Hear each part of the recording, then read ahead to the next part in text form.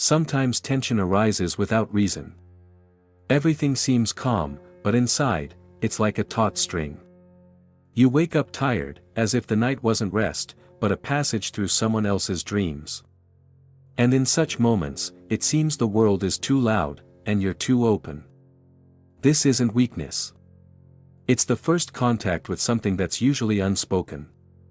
An empath rarely understands where their feelings end and someone else's begin. In conversation, you catch pauses, glances, micro-movements, before words are spoken. And sometimes someone else's anxiety is felt in the body before they can even acknowledge it. Jung said that the unconscious speaks to us in symbols.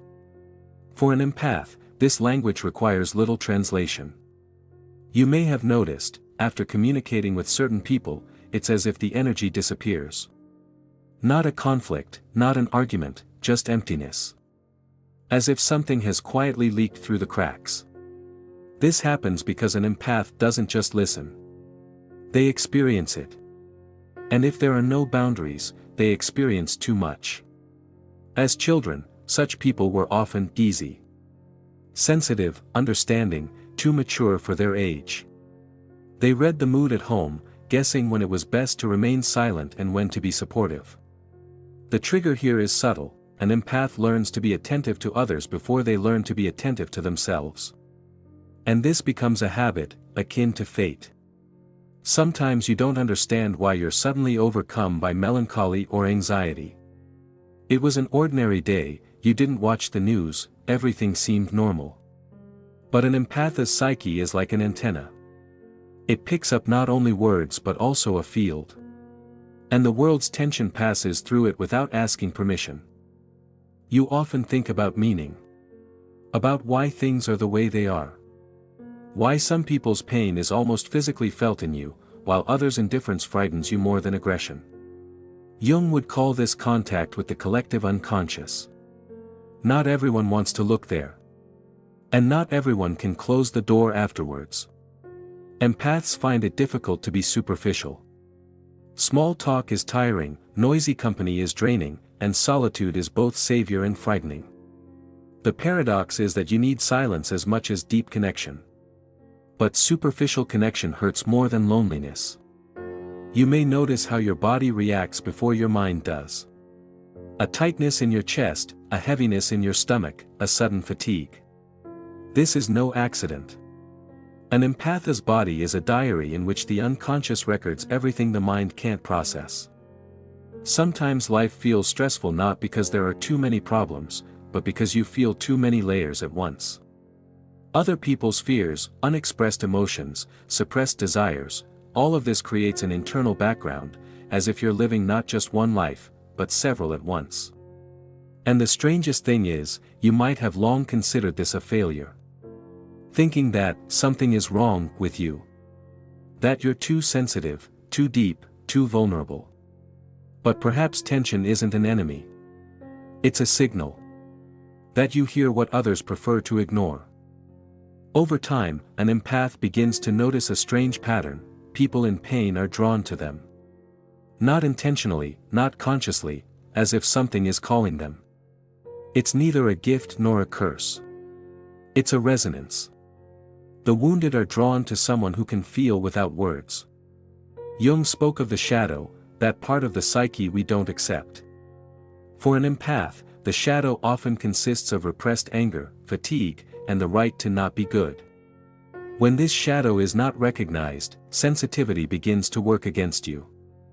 You feel everyone but yourself. This creates tension.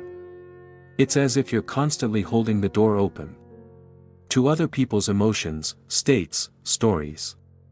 And when you're exhausted, guilt sets in, for fatigue, for wanting to disappear, for thinking, I can't take it anymore. Sometimes an empath confuses love with immersion. Caring with self-sacrifice. Connection with dissolution. This is a subtle childhood trigger: if you feel another deeply enough, they won't abandon you. But the psyche never forgets the price. You may find yourself feeling the tension subside only when you're alone. In silence, at night, when the world stops demanding a response. And that's when true insights emerge. Because for the first time in a long time, you're listening not to everyone else, but to yourself.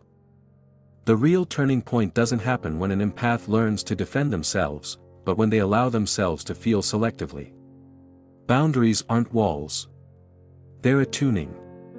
Like an instrument that no longer rings out of tune with every touch. The Jungian path of the empath is the path of individuation. From fusion to distinction. From, I feel everything, to, I know what I feel. And at that moment, life begins to lose its excess tension. Not because the world has become softer. But because you've stopped carrying it entirely. Paradoxically, when an empath stops saving, their presence becomes deeper. Calmer. Clearer. People still sense depth in you, but they can no longer drown. And you can't either. You suddenly notice, tension is no longer background noise. It becomes a signal. A hint. A compass. Sensitivity ceases to be a wound and becomes a way of navigating a world where most people feel their way. If life has long felt too intense for you, perhaps you're not broken. Perhaps you simply felt more than you could handle. An empath isn't someone who suffers. They're someone who learns to be a conduit, not a vessel. And when you stop being overwhelmed by what's not yours, space for your own silence appears within. And in that silence, you can finally breathe. If something quietly resonated within you during this story, perhaps it wasn't by chance. Write in the comments what you felt or learned about yourself.